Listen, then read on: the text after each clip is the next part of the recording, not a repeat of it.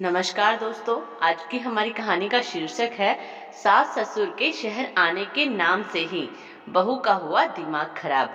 अगर यह कहानी आपको अच्छी लगे तो प्लीज हमारा चैनल सब्सक्राइब करें। अपने बेडरूम में आकर प्रिया ने देखा पति आशुतोष चुपचाप लेटकर कुछ सोच रहा है।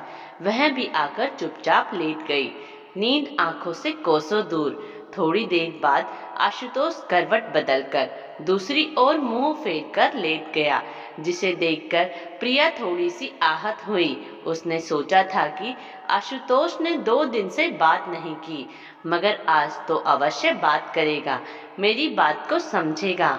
मगर ऐसा कुछ भी नहीं हुआ। प्रिया का अहम भी इजाजत नहीं दे रहा था कि पहले आशुतोष से बात करे।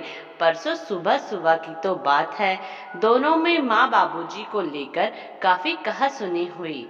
न प्रिया झुकने वाली है और न ही आशुतोष, दोनों ही अपनी अपनी बातों पर अड़े हुए हैं। प्रिया का मन उस दिन सुबह ही अप्रिय घटना के बारे में सोचने लगा।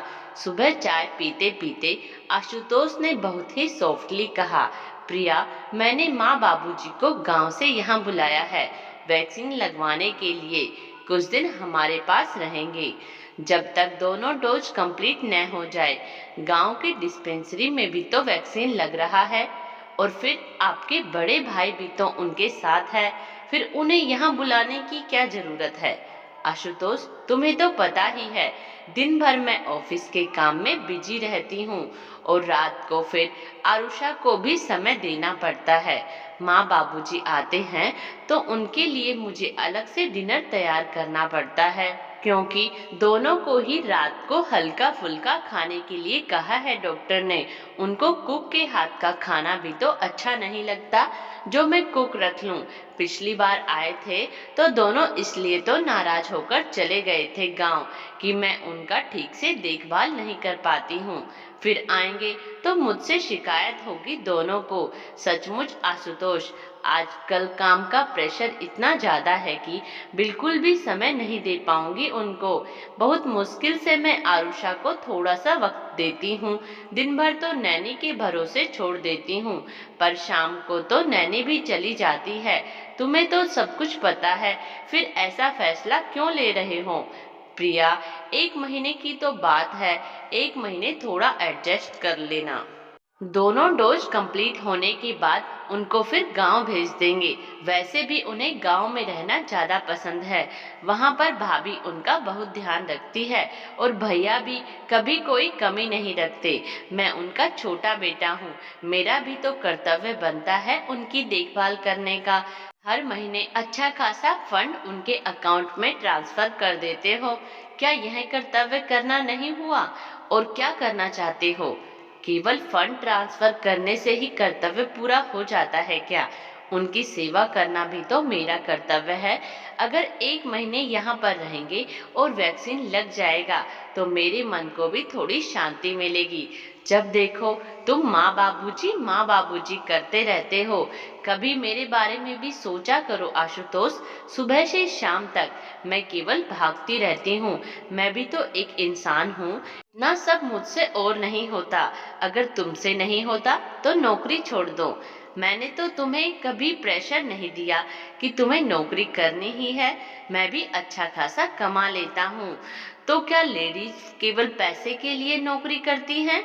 उनकी कोई इच्छा नहीं होती फाइनेंशियली इंडिपेंडेंट होने की, हमेशा अपने पति पर निर्भर रहे एक एक पैसे के लिए? नहीं बाबा, मुझसे यह नहीं होगा। शादी से पहले ही मैं नौकरी कर रही हूँ, तुम्हें सब कुछ पता है। मैं तुम्हारी नौकरी के खिलाफ नहीं हूँ प्रिया, पर तुम्हें भी समझना चाहिए, तुम इस घर की बहू हो, इसीलिए माँ बाबूजी को इग्नोर नहीं कर सकती।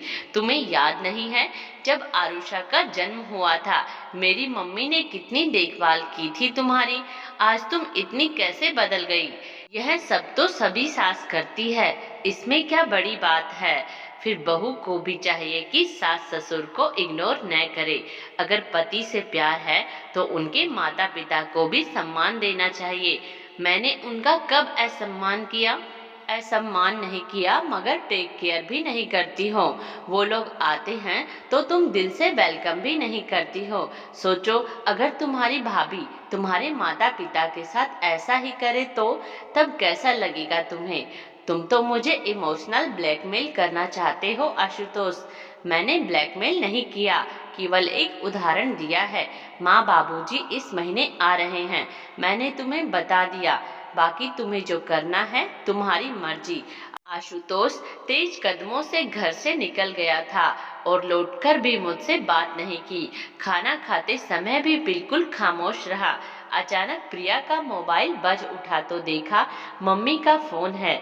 वह उठकर कमरे से बाहर निकल गई मम्मी से बात करने के लिए। हेलो मम्मी, कैसे हो? पापा कैसे हैं? ठीक है बेटा, तबीयत ठीक नहीं रहती दोनों की। तबीयत ठीक नहीं है तो कैसे ठीक हो? क्या हुआ? वही पुरानी कहानी। तेरी भाभी को तो हम फूटी आंख नहीं सुहाते, बात बात पर ताने देती रहती है। ऐसा लगता है जैसे हम उसी की कमाई खाते हैं और उसी के घर में रह रहे हैं। और तुम्हारे भैया ने हमें कुछ बोलता है और न ही उसको कुछ बोलता है। तुम तो भैया का स्वभाव जानती हो। भाभी न जाने कब सुधरेगी। थोड़ा एडजस्ट करने की कोशिश करो। मैं भी क्या कर सकती हूँ बताओ। अच्छा मम्मी, तुम लोगों ने वैक्सीन लगवा लिया क्या? कहाँ लगाया? अभी तक लेकर नहीं गया तो कैसे लगाएंगे? भगवान ऐसा बेटा किसी को ना दे। अच्छा माँ, तुम दोनों मेरे पास आ जाओ, मैं वैक्सीन लगवा दूंगी। मैं टिकट भी कटवा दूंगी। इस महीने के आखिरी आखिरी में आ जाओ। अपने मम्मी पापा को आने के लिए कह तो दिया प्रिया ने, फिर उसका मन सोच की दुनिया में उलझ गया। मैंने अपने मम्मी पापा को तो बुला लिया मगर आशुतोष के मम्मी पापा आएंगे सुनकर कितनी बहस की। यह तो बड़ा भेदभाव है, इसे आशुतोष बिल्कुल नहीं मानेगा। अपने मम्मी पापा को बुलाने के लिए मुझे उसकी बात माननी पड़ेगी, उसे मनाना पड़ेगा। हम दोनों के बीच में जो दरार बन गई है उसे पाटना पड़ेगा, नहीं तो जिंदगी ऐसे नहीं चल सकती। अपने पति की ओर करवट लेकर प्रिया ने उसके कंधे पर हाथ रखकर कहा, आशुतोष सो गए हो क्या? नाराज हो मुझसे? आई एम सॉरी आशुतोष, मुझे ऐसा नहीं करना चाहिए था। I am very sorry. मेरी ओर करवट लेकर एक बार मेरी ओर देखो, मैं तुम्हारी हर बात मानने वाली हूँ। प्लीज आशुतोष, अपनी प्रिया पर गुस्सा मत करो। प्रिया ने आशुतोष को जोर से अपनी ओर खींच लिया तो आशुतोष भी नाराज होकर रह न सका। मुस्कुराकर प्रिया को अपनी बाहों में भर लिया। प्रिया ने भी खुद को आशुतोष की बाहों में समर्पित करते हुए कहा, मैंने अपने मम्मी पापा को इस महीने के आखिरी में बुला लिया है।